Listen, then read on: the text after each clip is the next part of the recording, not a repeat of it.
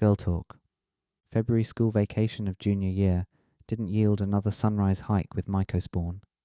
There wasn't even a discussion about trying to repeat the experience. I considered myself lucky to pull it off once and desired more controlled experiences in the future. I had other fun plans that vacation, and they were to see a mashup artist called Girl Talk with River and our other friend Thomas. Thomas was a new friend made the summer before, and someone who went on to become one of my best. He was the same age as Tiernan, but lived out in the woods like River did. His family was of Bavarian descent, he and his two brothers being the first generation of Bavarian Americans in the family. It's not worth it to reinforce any Bavarian stereotypes, but ask anyone who knows the family, and they'll probably say the family is classically Bavarian. Thomas's entire house was made of wood from the surrounding forest. In fact, everything about the house, down to the type of piping for the water supply, had some intentionality behind it, relating to high quality. There were pictorial directions on the household toilet for how to properly take a piss, for example. Don't stand up, or you'll make a mess, inevitably. So, even if you are male, take a seat when you piss, sir. Whether or not it was heavily influenced by his Bavarianness, Thomas's Myers-Briggs personality test came out with the archetype of the field marshal.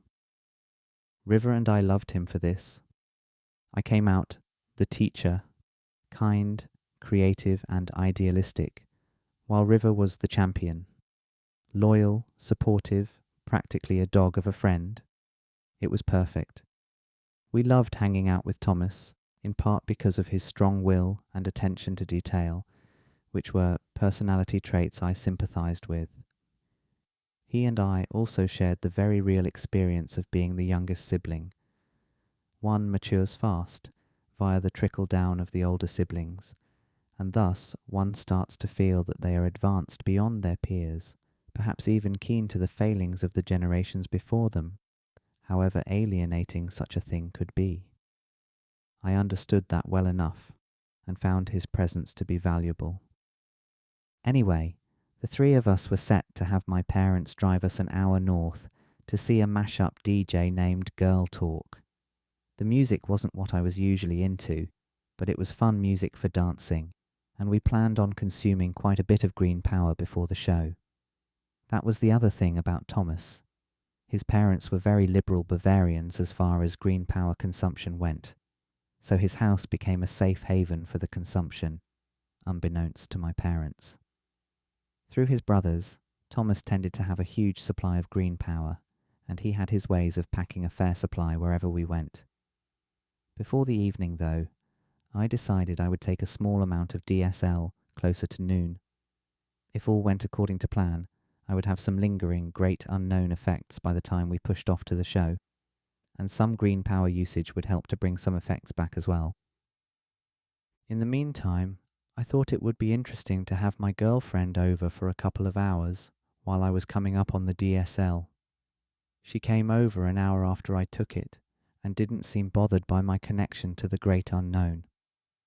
We listened to music with my Christmas lights on and cuddled in my bed. I went in and out of laughter and found myself amused at the smallest of things, such as her cautious mannerisms and cute demeanour. She got a tinge defensive at points and demanded to know what I was laughing about. I assured her I was laughing out of giddiness, simply because she was cute and I was happy, and there wasn't really much more to it than that. This made her smile and return to her passivity. The most visual element of the experience came when I looked up at her as she straddled me. I found it harder than usual to get hard, distracted by my visual field as it degraded into a sort of Van Goghian liquid. I told her she looked like a painting, a beautiful painting of course, because how could it be otherwise? I reckon it must have sounded cool enough to her, despite her lack of real interest in consuming the DSL herself. I walked her home when it came time, especially pleased with the landscape of the town streets that I was normally quite used to. We spotted two other people walking ahead of us, a short boy in a purple raincoat and an old lady, presumably his grandmother, walking next to him in a green rain jacket. It was surreal, like we were witnessing an alternate universe version of ourselves. I fancied myself the green in our relationship, masculine and tall, and my girlfriend the purple, feminine and small. But here were the complete opposites, purple boy and green granny. The DSL allowed me to romanticize this observation to a point where I almost teared up at the beauty. My girlfriend didn't understand how the DSL connection could bring one to such emotional heights, but I reckon it's almost impossible to understand without trying it oneself. I delivered her home and walked back to my house to find my mother watching the French film Amélie.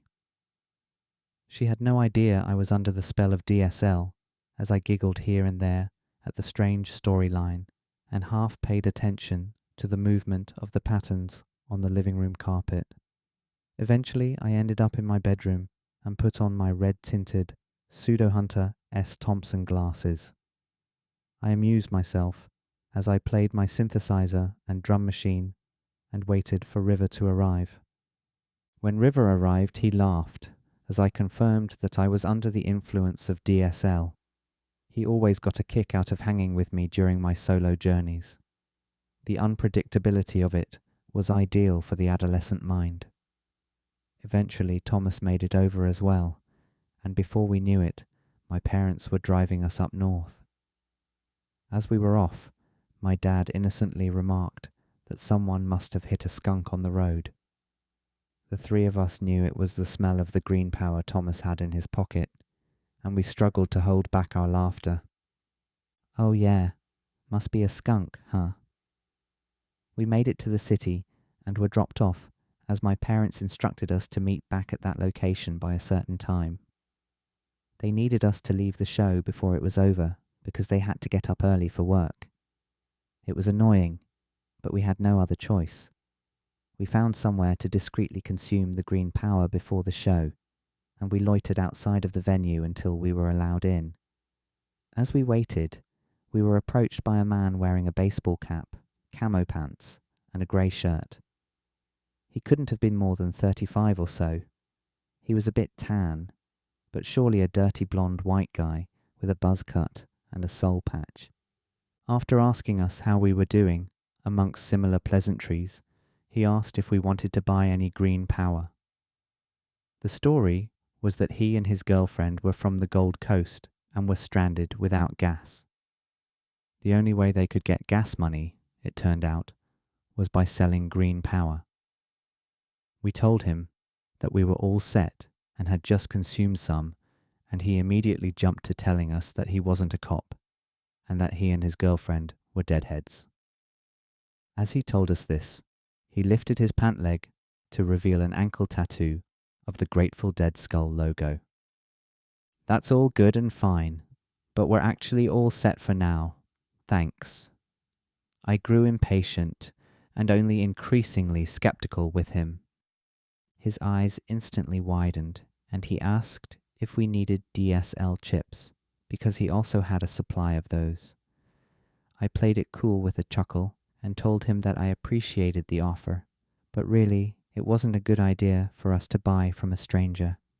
He understood the Grateful Dead tattoo wasn't enough to win us over, and off he and his girlfriend went. I'm still not sure whether we could have ended up in jail that evening if we took him up on his power offers. On the one hand, he had the Grateful Dead tattoo and seemed to be a nice guy. On the other hand, he was extremely clean-cut looking for a deadhead, and we expressed no initial skepticism to warrant him showing us his tattoo. His girlfriend looked hippie-ish for sure, but this seemed easy for law enforcement to orchestrate. Maybe the DSL had aided my paranoia, but it was probably for the best in this case. We enjoyed the show as much as we could before we had to leave with my parents, and it turned out to be a pleasant day with the DSL connection.